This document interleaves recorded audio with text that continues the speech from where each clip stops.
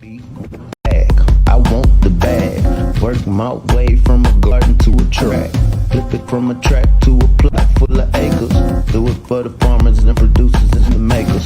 What we even here for? Occasionally I ask it. I know it's more than struggling, anticipating the casket. Reap what we sow, trying to fill up my basket. Life's a plantation, I self-law and master.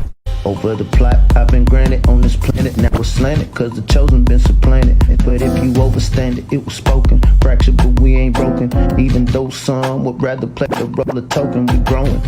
Black through the essence of a presence. We carry the blood of gods, we carry the mind of peasants. Rich black gardens, future look more like Eden. Multiply seeds like the seed banks in Sweden. Rep my planners on plan according to season. B1 code, switching it up is treason. Black power, family what we eat. Either we get fed or we feed. B1AG. Welcome Black, welcome Black, welcome Black. This is the B1AG Daily Bread Podcast. Here at B1AG, we focus on Black agriculture as it pertains to agricultural production, education, marketing, food, health, nutrition, and economics for the Black family and the Black community. I hope you're hope your day so far has been going well. It's a great Saturday morning. Hope you get out into this great Mother Nature, get out here into this weather. Whether it's, sunny, maybe a little clouds or whatever. Just get out and enjoy it.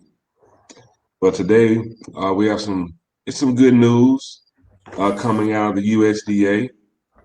We're going to talk about how USDA promises up to $1 billion to purchase healthy food. But we're also going to look at the fact that they pay some farmers actually to not farm at all. That's kind of it looks contradictory. So you're pledging up to $1 billion to purchase these healthy foods, to bolster your food banks. But at the same time, you're paying some farmers to actually not farm or just to grow cover crops. So we're going to look at this minor phenomenon, but also look at the opportunities that are available for our Black farmers and how they can claim their part of that up to $1 billion that the USDA plans on spending. Now, the USDA, this $1 billion that the USDA plans to invest is really meant to bolster the food bank capacity and make sure that the food insecure Americans have healthy food. But just to note that this is also the first investment of the new Build Back Better initiative. And this is meant to serve as a bridge from, instead of just pandemic assistance and like a stimulus style payment, they really want to move more towards a permanent change in the food system, food system transformation. Because right now, what we've been seeing with the stimulus style or bailout style payments, it's a mindset where the government is just giving money to fix the problem.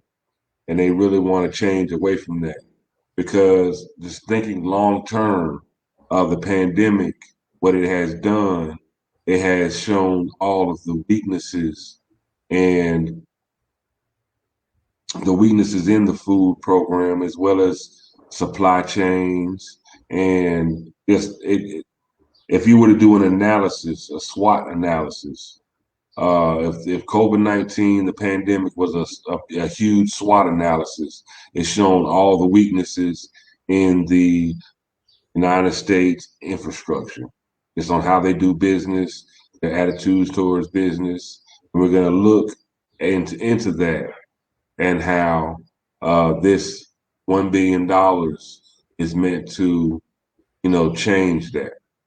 It does offer opportunities for farmers to become, to do work with the government. And we are going to go over ways that our black farmers, if you want to, like what the qualifications and the process, how do you try to make your claim for some of this money. Now, I'm John Henry Harris. We have Farmer Brown MC. $1 billion, man. Speak on. Procurement. A consistent vendor, somebody to buy your product. Before even putting the seed in the ground, getting the tractor going, you want to make sure that there's somebody that's going to buy whatever it is you're producing. And so typically the USDA does have programs. We think about SNAP and other federal programs. There's somebody producing that food that's then getting to the consumer. And so and first, I just like to say peace to the B1 family. But when we have these discussions, we always want to frame it around now, how can we make sure that our what we call black farmers in North America are going to benefit? We know a lot of times, even with the private vendors, your grocery store chains, even farmers markets, a lot of times black farmers aren't brought into the fold, so to speak. And a lot of times black farmers tend to pay more to try to compete and still, get don't get the fair end of the bargain. And so what we're going to look at today is what this program entails. A lot of things, a lot of aspects of this is just being prepared to take advantage of it. This is competitive. It shouldn't be taken as an opportunity that just everybody that fills out the application is going to get it. There are certain requirements per the USDA. Keep in mind, there's 3.5 million farmers in North America. We know of that 3.5 million, there's only about 44,000 as it's recorded black farmers.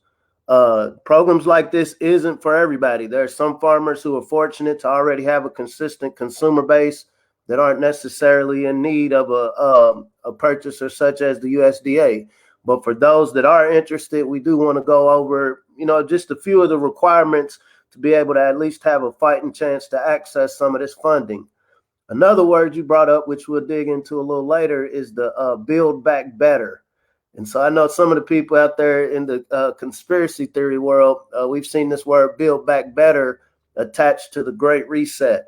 Depending on how deep in the rabbit hole some people go, the Great Reset has also been kind of the nickname of what people will call the New World Order. We don't want to go too far into the rabbit hole today, so to speak, but we do, as we're having this conversation, want to put everything in context of the what ifs.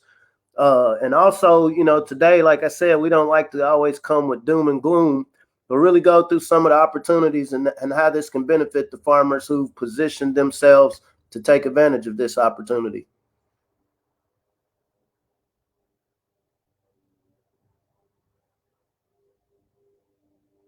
Now, with the $1 billion investment by the USDA, which is going to be the first investment of the new Build Back Better initiative. Now, the USDA believes the food system of the future should be fair, competitive, distributed, and resilient. It must support health and ensure producers receive a fair share of the food dollar while advancing equity and contributing to the national climate goal. This investment represents the first part of USDA's new Build Back Better initiative to help achieve that vision and start building a better food system. So they're really trying to combine sustainability efforts along with socially equitable efforts, as well as shoring up those deficiencies that were highlighted or exacerbated by the pandemic to make those better. So it's a combination of a lot of efforts, like the way the USDA and the government is going to moving forward, the way they're going to initiate plans, they're going to take a lot more into consideration as far as entering into more cooperative agreements with state, tribal, and local entities to more efficiently purchase food from local farmers and invest in the greater infrastructure. So, here at B1AG, we always talk. We really push shoring up your local food systems. And the government, USDA, they're also making their efforts to help that process as well. Now, the $1 billion, of that $1 billion, $500 million is set aside to support emergency food assistance. Now, the USDA's Food Nutrition Service and Agricultural Marketing Service, they'll work together with the state to distribute food to emergency food assistance providers. USDA will purchase food from registered vendors for nationwide distribution. Now, small businesses, women-owned, minority-owned, veteran-owned set-asides during the solicitation process will provide an enhanced opportunity for USDA-registered small businesses to submit competitive bids for government contracts. Now, that's $500 million. Now, that's set. That's a set amount of money that they're going to use for food assistance. Now, this is where you start seeing these two words together, up to. Now, it says up to $400 million is going to be spent to support local, regional, and socially disadvantaged farmers. Now, we've talked about this word, socially disadvantaged. They would like us to think that they're just talking about, helping the Black farmers, but we do know that that word, socially disadvantaged, does include other, it includes more than just Black farmers. Now, local and regional. I heard the word local and regional. Yes, local and regional, and socially disadvantaged. So, but that's but a part of that effort is for, the Agricultural Marketing Service. They'll establish cooperative agreements with state and tribal governments or local entities to purchase food for the food bank network from local and regional producers. That's within the state or within 400 miles from socially disadvantaged producers. They will use the innovative approaches to ensure that these agreements facilitate relationships between farmers, ranchers, and producers, as well as the local and regional food system. So again, this is up to $400 million that they want to spend on these farmers and building these localized food networks and making sure that they're stronger and able to make sure that more food is going to be able to be produced. Now, then there's the last $100 million, up to $100 million, will go to infrastructure grants to build capacity for food banks and expand reach into underserved areas. So now we're talking about more of distribution points. Now they want to spend up $100 million to make sure that these distribution points are strengthened and they're able to expand their reach into rural, remote, and low-income communities. This grant program incorporates lessons learned from farmers to families food box program, which interestingly enough, Biden was slated to cut that program. But this program, I guess, is going to be transformative as far as moving forward. Instead of just being like farmers, the family's food box, which is more like a welfare. They want to try to build a stronger system that's supposed to be more greener and also inclusive. I hope our B1AG family, we really need to get familiar with that word, two words, sustainability, but also as well as inclusive, because they're trying, this language is going to be inserted, especially inclusive, in a lot of different factors and sectors of this country. So, Farmer Brown, that is the outline of the $1 billion that the USDA plans to purchase. their healthy food to build the food system, the local food system. And so we So, know the devil is in the details. And so what yes, we're going to do briefly is just, and this is according to the Ag Marketing Service at the USDA.gov. We encourage anybody viewing or anybody interested to go there as well. But there's a process. And so, how does this work? First, the Food and Nutrition Services is FNS manages the Food and Nutrition Assistance Programs, including the School Lunch Program, the Emergency Food Assistance Program, generating orders from qualified recipients for various USDA foods, and coordinating with the Ag Marketing Service on purchasing and planning and scheduling. And so as we're talking about this emergency food assistance program, I would also like the farmers to think about, okay, school lunch, this is how school lunches are purchased as well. So what we're going to go over is a few of the steps of becoming a vendor or a contractor that the government can shop with. So first, step one is the procurement process begins when the Ag Marketing Service publicly announces its plans to buy particular USDA foods, which is equivalent to this bill or this plan that was released this past weekend. A purchase announcement is posted on the AMS website, and this is USDA.gov, on the Contract Opportunities website, and distributed through the AMS Commodity Procurement Staff's email distribution service. And so basically we announced to everybody that, hey, we have a particular program going. And so you got to go to the Ag Marketing website to actually see what the contractual obligations are. And then it's distributed through an email list. Step two, the purchase program announcement is followed by one or more solicitations issued via WBSCM. Each solicitation describes the USDA's needs in terms of the product, the volume, how much they need, delivery destination, that's your city and your state, delivery window, what does this time frame look like, and it invites approved vendors to submit offers to fill the demand. And so just like any other contract, you're going to bid. Just upon bidding doesn't guarantee that it will be awarded. But once again, this is a competitive game.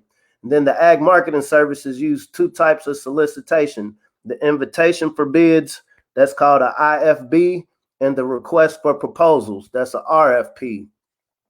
Step three, so only USDA approved vendors can respond to a solicitation. And so there is a process of becoming a USDA vendor. And Big J went over some of those qualified entities. And so once again, I hate that word minority, but if you fall under the category of minority, woman, female-owned business, and some of the other qualifications that you've gone over, this is how you fall in the vendor category. At a minimum, the response indicates the price and maximum volume limit constraint the offer has for a product or delivery window for the solicitation, meaning, how much are you going to charge, how much can you grow, and, how quickly and efficiently can you get it to the destination. Note, minimum volume constraints are not allowed under ag marketing solicitations, and RFPs may also require technical proposal submission and product samples, meaning you actually have to have something to show. So this isn't a program that's going to benefit a new producer. This is generally going to general rule of thumb, you would have had to have been producing for at least 3 years. This is not just with the producers, but say if you're wanting to get on the distribution end of it as one of the distribution hubs or a hub zone, you would have need to have been able to validate that you've been operating for at least 3 years. And with this situation, you need to be able to provide a sample.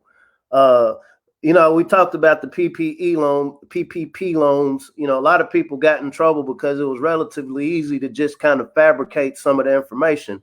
When you're dealing with food quality in the USDA, there's a lot more scrutiny. And so I wouldn't be able to just go to Kroger or a grocery store and buy some produce and say, hey, this is what I'm going to provide, because they do send agents out to see, okay, you just brought me these potatoes. Now I'm going to schedule, maybe I'm going to schedule, or maybe I'm going to just pop up on you to see, now, where are you growing these potatoes? We've had a few farmers up here in Kentucky where, this opportunity presented itself. And it's a very strenuous, process, but, to play devil's advocate, I understand why they would do it. You want to know the food quality. All offers must be entered into the WBSCM before the bid closing deadline to be considered for award. Ag Marketing Service also receives the offers, conducts evaluations based on offer prices and other factors, including past performance. Did you have a bad crop or a bad product the last 2 years? They're going to factor that in. Have you had complaints from some of your consumers? How well acclimated are you with the market where you would be serving this food? Are you somebody that came from somewhere else and came into a new market? That will probably work against you. And so this is why when we have this B1 conversation, to be able to, for the farmers that are interested in these type of opportunities, we need to be the consistent consumer base for these farmers to compete. And then it awards one or more contracts to achieve the best value to the government. So like I said, this is competitive. As we said in the beginning, there's 3.5 million farmers in North America. All of them don't necessarily need these programs. And so if we want to, break it down to numbers, it's still millions that are competing for these same grants. It's millions who can easily fill out these proposals and say, hey, I've been farming for 10 years. My family's been farming for the last 20, 30, 40 years on this land. So for us to be competitive, that's why we say we really have to support our farmers to make sure that their operations are formidable.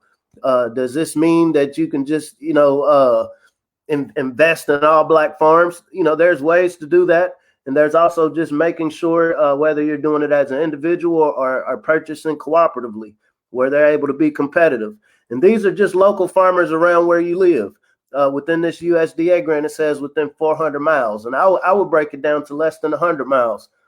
Each of us in the melanated community that eats, which in America they say is 44 million, should at least know one or two black producers, whether they're just producing tomatoes or carrots or snap beans or anything. But we need to know at least two that we can spend a couple of dollars with per year, because this helps them to compete when opportunities like this appear.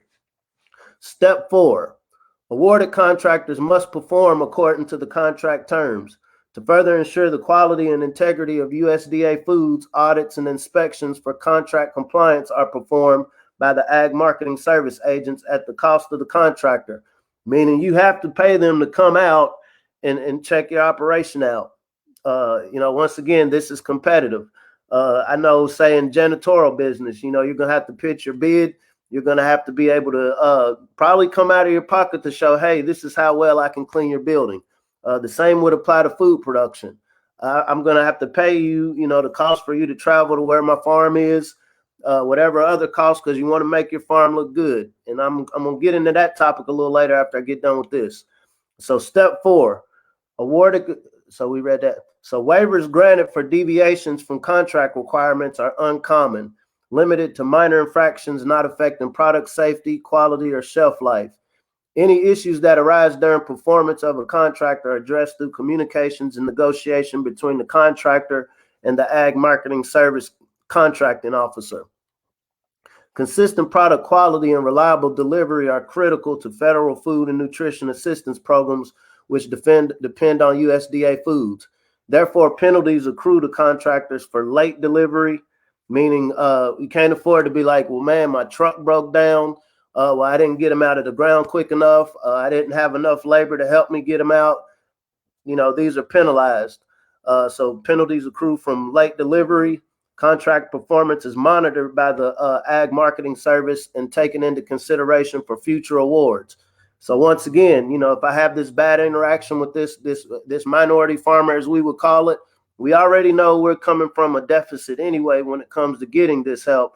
And so there's all of these other little small details that we have to be on top of if we're going to be competitive, and not only be competitive for the moment, but also be able to apply for these opportunities later. And then finally, step 5, once the contractor has successfully performed on their contract and delivered the product, an invoice is submitted via the WBSCM for the Ag Marketing Service approval and payment. Payments are made in accordance with the Prompt Payment Act. And so kind of going over what we just said, I know that was a lot of word salad and alphabet soups, but the simple stupid of it, as my grandfather would say, is this is competitive. To be competitive, you got to make sure that you can assure your product quality. You have to dot your I's and cross your T's. They're going to come check, just like any agent. That word agent flows through our community a lot. And in a sense, as a consumer, you would want to be, that should kind of give you some relief that there is some sort of quality control. But here at B1AG, we're looking at how can we make sure that our black farmers are competitive. All it takes is, okay, I'm growing these potatoes here, organic. Maybe I'm labeling them organic. And if one of these agents come out to the farm at a random checkup and I see chemicals, I see you're using some sort of chemical fertilizer, that disqualifies you from participating in the program. And that you might have a fine, and worse, you wouldn't qualify for it later. Like I said, it's only 44,000, about 44,000 black farmers in North America. And I will say also, I'm not to deviate away from the topic, there's a lot of people that are producing that just aren't registered as farmers. And so as we're having this particular conversation right here, we're talking to the farmers who are registered as have a farm ID and are interested in looking for ways to get new vendors, such as the USDA. And so, like I said, I've worked with a few farmers now during this process, and it is very strenuous. White farmers, if they're not up to par, they're not going to get awarded the grant either. And so, if that group is highly scrutinized, then you understand that ours is 2 times more. This is also why it's important when we talk about what are all of the other aspects of agriculture outside of just production. So I know all throughout the cities all around America, especially right now with the rain, landscape and lawn care is making a killing right now in urban areas. But if you think about applying these same skill sets to these rural farms, when we think about possible jobs for some of our young men and women, maybe just throughout the spring and summer. So a lot of our farms, when we think about our black farmers, for one, you're not getting a lot of help. You're not 40% subsidized like the other farmers. And so are these training opportunities? Are there community funds available to pay, little teams of people from the cities to go out and help some of these rural farms look good? This is fencing. This is painting your barns. This is doing some weeding, because you want to make these operations look good when they come out to decide, okay, now am I going to award this person a contract? They did say, and like I said, here at B1AG, I hate that word minority, but for the sake of doing business, either you're going to, when we talk about melanated people, you're either going to fall under the category of socially disadvantaged and minority. Where did we hear this socially disadvantaged word? A couple months ago, and it was a Farmers of Color and Socially Disadvantaged bill that was passed. We know, and that was $4 billion. Out of that $4 billion, and this ties to what Big J was saying, and I hope you go into this here in detail shortly. Out of that $4 billion, and this was the debt forgiveness, and so or loan forgiveness, and so this wasn't the USDA giving people money. It was basically the USDA giving the loan servicing agencies and financing institutions 120% debt relief for the farmers who had taken out loans through them. Out of that, it was only about 15,000 farmers. This is $4 billion. And so I'm hoping you're kind of internalizing when you see this word $1 billion, it's not a jump for joy, but it's just to put it in perspective. So out of that $4 billion in the Socially Disadvantaged and Farmers of Color Act, it was only about 15,000 farmers actually benefited. And this is socially disadvantaged, which includes immigrants, refugees, Native Americans, Indians, black, what we call African American or black farmers. And so we see how, the water can get muddied. We also had that discussion about the white farmers in Wisconsin that sued based on racial discrimination. I'm bringing that up to say you have all of these dynamics. It's not a thing to get up in arms about, more so than just understanding the playing field you're playing on. With this particular program, it's also saying local farmers and local producers and rural. And so when you throw those words in it, you're adding a lot more people who are competitive, who can literally come to the table and say, yeah, we've been farming out here for 50 years. We have all of these tractors, we have all of this equipment, all this storage space. And so this is why it's important when we're talking about investments, when we're talking about thinking of non-conventional means of making the black farms productive. Right now, like Hen said, the USDA is showing us just through the efforts they're trying to take the niches that need to be filled. We also know, coming from a B1 standpoint, we need to work together, not in this utopian way, but as investors. If we understand, okay, and when I say universal I can do something to help this rural black farm that's, maybe 50 to 100 miles away from where I'm at, maybe there's a percentage that I can stand to gain from whatever they bring in later. Just like you invest in the stock market, you don't expect to get your return immediately. Some of these farms are literally decades behind when it comes to competing. The farmer, just the farmer alone is just as good, if not better, than the other farmers. But farming is a very specific task. You really, once again, as detailed in the process, you have to be able to be on time with everything you do. You have to be able to verify every piece of equipment that you're using. You have to be able to verify, okay, what kind of chemicals am I using? Am I not using chemicals? If I'm not using chemicals, do I have the labor force to do the work of what these chemicals would have been doing? Do I have the equipment? Do I have the storage space? Do I have vendors? So say back in 2020, I'm gonna just give kind of a scenario. So say you had a farmer, he's been farming for 4 or 5 years. Like I said, three years is what it's going to take to get most of these contracts. You have to be able to verify, I've been doing this for 3 years, I've been consistent. And so say, okay, I've been doing this consistently for the last 3 years, and I've been selling potatoes for fries to the local school where I'm at.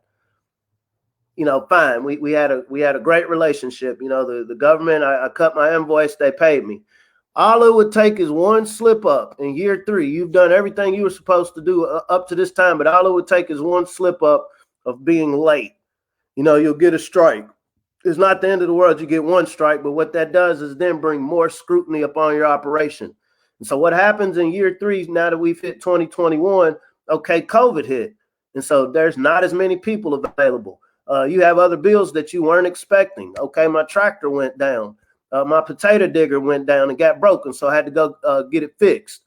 The USDA or any of these agencies that have these opportunities aren't, they're not going to give you any mercy because something in your operation went wrong. And so this is the concept of what can we do to make sure at least a critical mass of these farmers are able to compete. Like I said, this isn't a game of trying to get everybody to compete, because some farmers, we know at least 1% of black farmers make $1 million. And so technically they wouldn't need a program like this. But we also know that 78% of the black farmers are making under $10,000, the majority of which still have to have other jobs. So if we could just really fine tune our attention towards, okay, who are the farmers that's bringing in less than 10 stacks a year? Do a needs analysis, as they would say, a needs analysis. Okay, I see you got 25 acres. I see you got 100 acres. There's a lot that could be yielded on 5 acres, much less, 25 acres. And I think the average black farmer has about 50. That's average, meaning not everybody has 50 and some have a few thousand. So you're looking at about 50. And so once again, if you get this community buy-in, which is the whole purpose, we have this B1AG conversation, how can we invest to make sure these farmers who have at least 25 acres can earn at least $250,000 profit? Because that's more than enough land to earn $250,000. This is according to Booker T. Watley. You could actually do more if you have a formidable workforce. If you have people that you can depend on to show up and do this work. But if I'm having to work my full-time job and then farm in between, that's obviously going to cut in my ability as a producer to be as competitive as somebody who's been able to do this. They have family land that's been passed down generation after generation, and this is their only job. And so this is why we're having this conversation, just in case opportunities like this present themselves, and it can help a couple hundred. When I say couple hundred, so we know the 4 billion only helped 15,000. Not at that 15,000, it was probably maybe 3,000 black farmers, 4,000 black farmers that benefited from that. And so when you're talking about 1 billion, it's not going to be thousands of black farmers, particularly melanated farmers, who are going to reap the benefit. But if as a community, we're in 2021 right now, this is inevitably going to keep happening. We're going to keep having these food shortages. We're going to keep having a need. We know that the $300 pandemic help is getting cut. So we're going to have more food insecurity. So it makes sense that there's going to be more efforts put into, okay, now how do we fix this problem? Because right now the federal government, it's like it's a balloon with all these holes and they're trying to patch them up. This is our opportunity to reinsert ourselves in the broader agricultural frame. Everybody doesn't have to go through the USDA. That's just like college. College is great. It's a great asset. It's a great way to learn, contextualize. but then there's some people just learn a trade and go directly into the field. There's multiple ways to achieve the ends. And our ends here that we discuss is reasserting ourselves as stewards of the land, reasserting ourselves within food production to be able to feed the community. And not only just feed the community, but be competitive in this $1 trillion industry that we call agriculture. And also, I just like to point out that now in the midst of them trying to, bolster up the food security, they're also paying some farmers not to farm. Now, a big problem that we're having here in America, especially in our Midwest, is that big industrial farming has destroyed a lot of the rich soil of America's Midwestern prairie. Most of the fertile topsoil is entirely gone from a third of all the land developed to growing crops across the upper Midwest. Now, they got all this land that they've overfarmed. This is like conventional farming. You're supposed to let the land rest.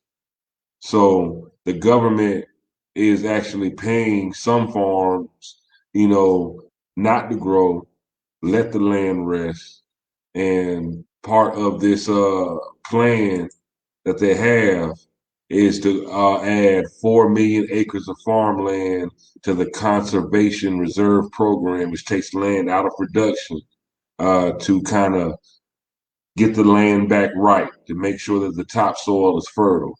Because what we don't want to happen is a repeat of the Dust Bowl, which will help bring about the Great Depression and the big stock market crash back in 1926. That's what they don't want to happen. So this is 10 years. 10 years is the general rule of thumb. Hey, we'll give you money if you take your land out of production for 10 years in the midst of a food crisis. Which is the contradiction, and also, okay, you're paying farmers not to farm or just to grow cover crops, but yet you're want to increase the amount of money that you're putting towards healthy food, to help boost the food banks. It's almost like you're taking one step forward and 2 steps backwards. There's less farmland available, and population is rising. Need for food production is rising. So we find ourselves in a little bit of a pickle, and but we do know with the vertical farming, they're able to increase production as well as use less farmland and natural resources such as water. So that vertical farming, using aeroponics, hydroponics, this seems to be a very likely answer to being able to really ramp up our food production, but also a great opportunity, since that it seems like that's going to be the way for our Black farmers to make that transition as well into doing more vertical farming, as well as organic farming, permaculture, things of that nature that are easier on the land, and we can increase our food production without necessarily having to buy more land. Because God has, as far as we know right now at this point, land is not being made. What we have is what we have, and what we can use is what we can use. So we have to find more sustainable, efficient ways to use what we have. You know what I'm saying? Like, back when, like, say, when times are good, you don't think about how much money you're spending or how much food you're eating. But then there's times when you have to kind of tighten that belt strap, pull that belt and tighten up that belt, and you have to really take account. Okay, really be strategic in where you spend your money, or how you eat your food, how do you meal prep. You have to be more conscientious of that, and that's where we're at right now, as far as in a stage of global agricultural production. It's like we're tightening up our belt, in worldwide food production, but at the same time, we're trying to increase the productivity. You know what I'm saying? That's that's like the game, or not even a game. It's like that's the minefield, the agricultural minefield that we're trying to tread through at this moment as a global community. I can't get off of here without putting the tinfoil kufi on just briefly. I ain't even putting it all the way on my head. And so I would encourage the viewers to look up the UN 2030 agenda. You know, build back better, build back better. You've noticed Biden using that word, build back better. Like I said, to the conspiracy theorists, build back better is a nickname for the Great Reset, which is a nickname for a new world order. I've actually been to the UN a few times up in New York, but I've never sat into any of these conversations. But the fact that there is a 2030 agenda means, okay, we're in 2021, and this came up, but maybe 2 or 3 years ago, and this is just to put in the framework of whoever's governing all of these decisions and discussions is thinking decades ahead. You know, they're not thinking, okay, I'm gonna do this. Like when Biden's stroking his pen, it isn't a thing of, okay, I'm doing this because this is going to have an effect next year. There's a broader agenda. Conscientious farmer doesn't start operation just thinking about year 1, year 2, year 3. He's thinking, years ahead, decades ahead. With going back to the point you're saying about the land being stripped, the farmers that were told to just go big or go home, they did the land, they worked the land so much it became useless. And so now, okay, wow, to fix this, I have to literally take it out of production for 10 years. Our ancestors never had to do anything like that because they worked sustainably. They only produced what they ate locally. And so this is another thing when we're talking about localizing our conversation. But back to the Build Back Better economic reset. So a lot of us understand, I would say the majority melanated people I know, either on welfare or not, weren't necessarily proponents. Like nobody wakes up and grows up like, you know what, one day I want to grow up and I want the governing body, whether I'm talking about a national governing body or international governing body, to do everything for me. I don't think anybody wants that. Reparations is very different from that. And so that reparative justice should not be confused with welfare or handouts.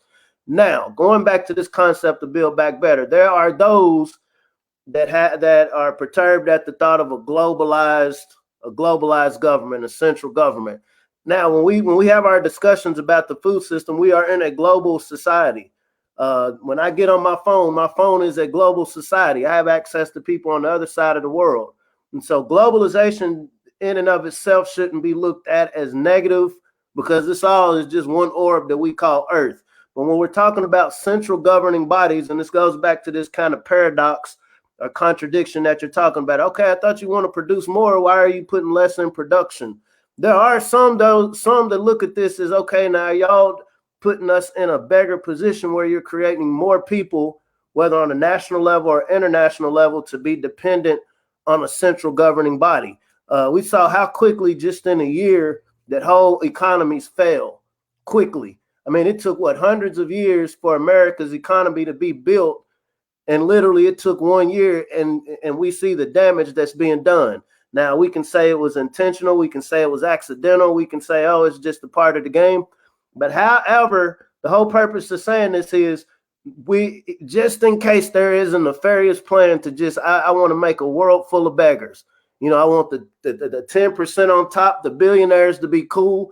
And I want the rest of the world to be plebeians. The rest of the 7-point-some billion and growing world population to be plebeians and beggars. I'm not going to say I think that's what happened, but I believe that anything's possible.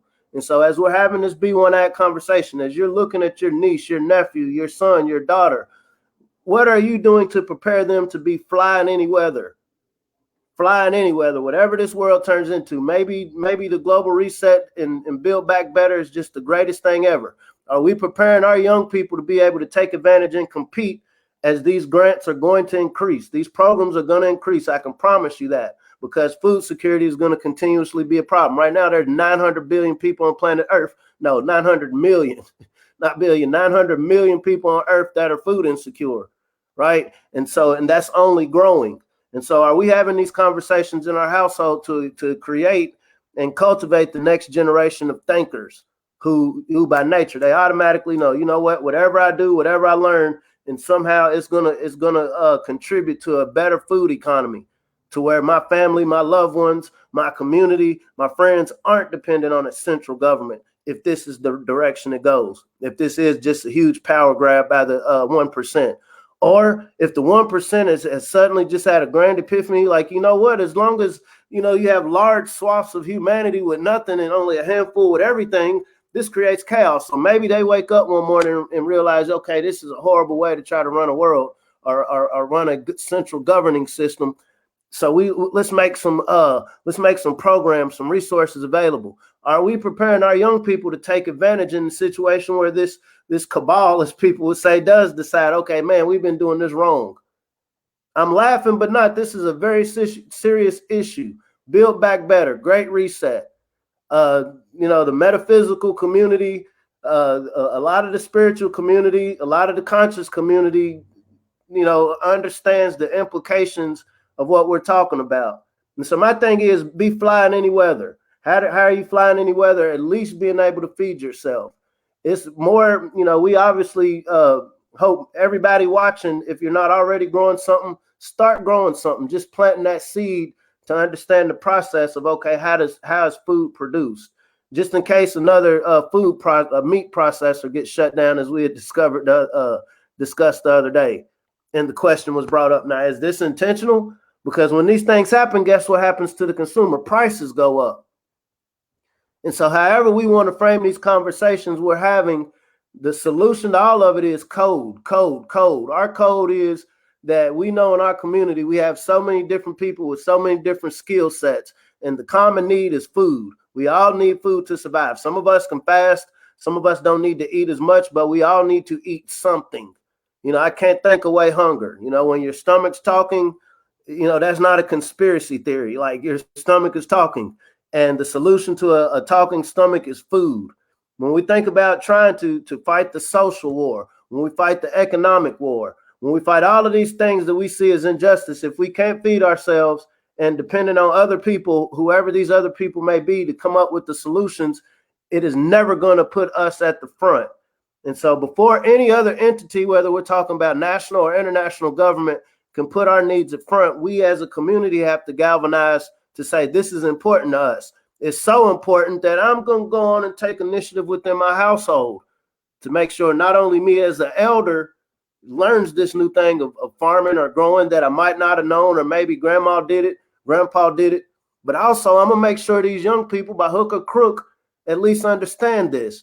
Hey, it's cool that you got your iPad. It's cool you play these video games. But let me make sure a part of your upbringing includes understanding how your food is produced. And in a situation where there's an opportunity, you can seize upon it because you have a context. In a situation where there is oppressive activity, you can still feed yourself and not be subjected to whatever somebody wants to do to you to keep you in line. So saying that to say, we don't want to leave this podcast on a negative note.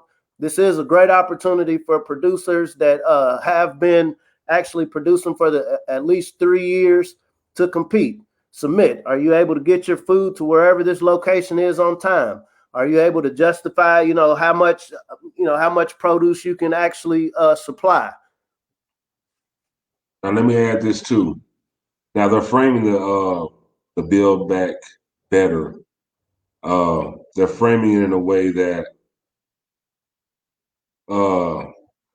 basically they want a more just system, a system that's better than what was before. The idea of capitalism is beginning to change.